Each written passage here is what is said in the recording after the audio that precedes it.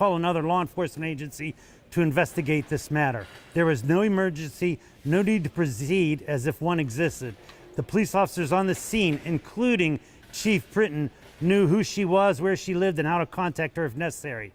Second, the body cam footage clearly shows this Miss McDaniel should not have been detained and questioned for 2 hours. She was totally cooperative with the officers throughout the incident and explained what happened. But from the outset, officers ignored what she said and accused her of without evidence of walking into someone's house down there. It's on video, and I have it here where it's on the body cam. One of the officers also speculated that Miss Daniels entered the property in question because there was a sign supporting the recall of her spouse, Cleveland Heights Mayor Khalil Serene, although there's absolutely no evidence to support that claim. At 11:55 a.m., police officers confiscated Miss Daniels' phone because they wanted her to prevent her from manipulating her phone because there could be evidence of a crime recorded on it. There's no probable cause for the seizure, and if police did believe it included incriminating evidence was recorded on it, the proper thing to do was apply for and obtain a search warrant, which to date they have not done. I also note that if Miss McDaniel's phone had been returned to her at the scene, it would have been easy for law enforcement to determine if information had been erased if they obtained a warrant. With this ECI, which is electronically stored information, they could have easily determined whether or not she erased any information off of her phone.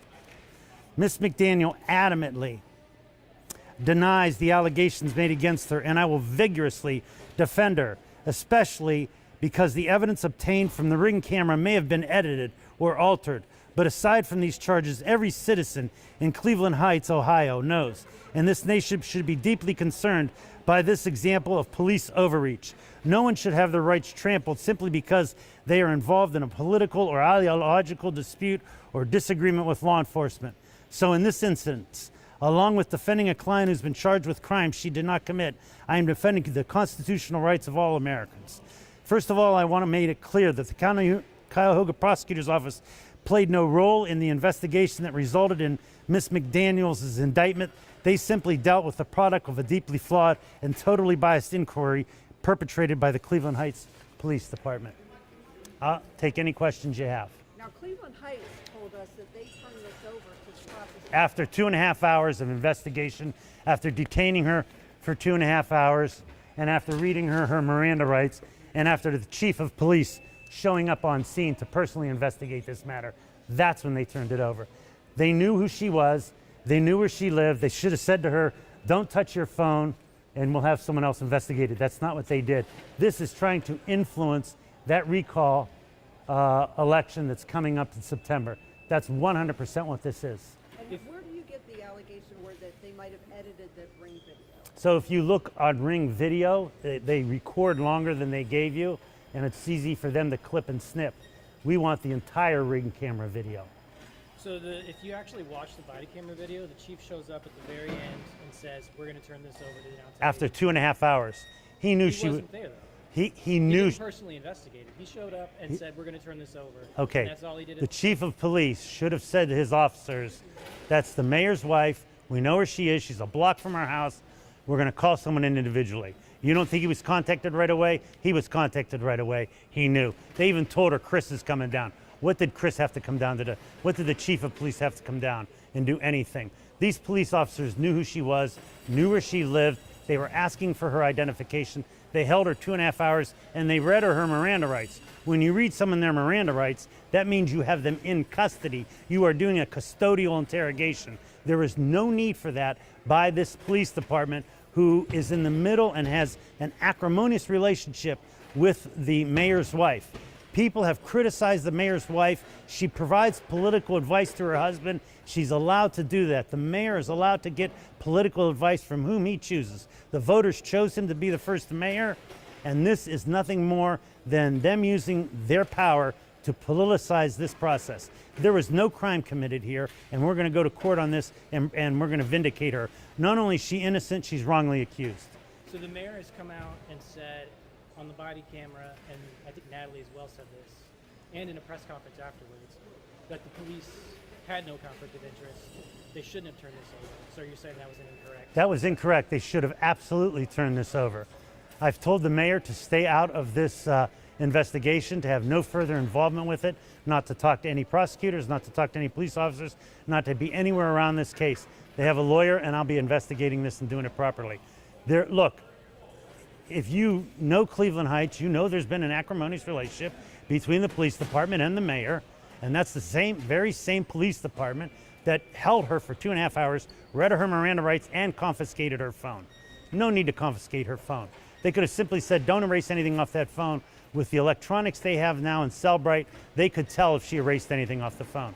They confiscated her phone right there on the scene. This is purely for intimidation purposes. Now, the homeowners have reached out and said that they feel that they've been treated wrongly in this, that they have been uncomfortable since this happened. The mayor's spreading rumors about them that are not true, and that they didn't. I don't know what rumors the mayor is spreading. That they didn't redact any video. Well, we're going to find that out. I want to get the whole Ring camera video.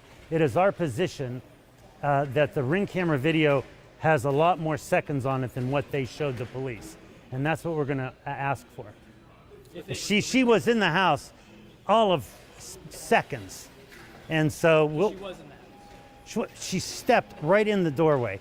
The door is a big steel door, and it just opened. She was looking for a contractor. She saw the bin outside. She had no idea someone was actually living in the house at the time. Had no idea. But once you set foot in somebody's property, once you enter that doorway, isn't there probable cause that that's trespassing? So it's not really a false charge, is it? It's a false charge in that she did not knowingly trespass into a habitable structure. The minute she walked in, she said, hello, hello, hello. She looked for, she saw sandals, and she bolted, and she left. And when they originally pulled her over, she thought she was in harm's way because someone was following her. The homeowner was following her. Look, I'm going to call this what it is. If this was investigated by an independent agency, I don't know if we'd be standing here. But it was investigated by the Cleveland Heights Police Department, who obviously doesn't like things the mayor has done. And so they went after her, and this is a political prosecution. They weaponized this process. But the homeowner called 911, so obviously and I don't know who pressed, can you tell me who pressed charges? The homeowner saw the Ring camera video, saw what happened, and called police. The police pulled her over, knew it was the mayor's wife. At that point, they should have said, look, we know where you live. They were asking for her ID. They knew who she was. She said, I have my ID on me. You know where I live. I live right around the corner. They should have immediately called some other police agency to investigate this. Instead, they conducted a 2.5-hour investigation, read her Miranda rights. You never read anyone Miranda rights unless they're in custody. So a period of that time, she was technically in the custody of the Cleveland Heights Police Department. And I'm saying they knew who she was, they knew where she lived, and they could have told her, don't touch your phone. We're going to have the Cuyahoga County Sheriff's Office investigate this. They didn't do that. And that's what we're critical of. And you said habitable structure. Regardless if she doesn't own that property, she's still trespassing, because it's not her property, whether or not somebody's living there or not. You have to look at what her intent was. Her intent was she thought the home was being remodeled. She was looking for a contractor. The minute she went in the doorway, saw sandals there, she left. In there, literally seconds. Why was she taking photographs of the signs outside the house? The signs? Yeah. I don't know. She probably wanted to see. She was wondering why a sign was there because she thought no one was living there. Did you talk to her about that, or did you just... I'm not going to discuss anything I've just talked with my client about. Okay. Anything else? All right. Thank you, you. gentlemen. Thank you. All right. Oh, I got to get these all off of me. Yeah. You want to keep those? No, although I'm not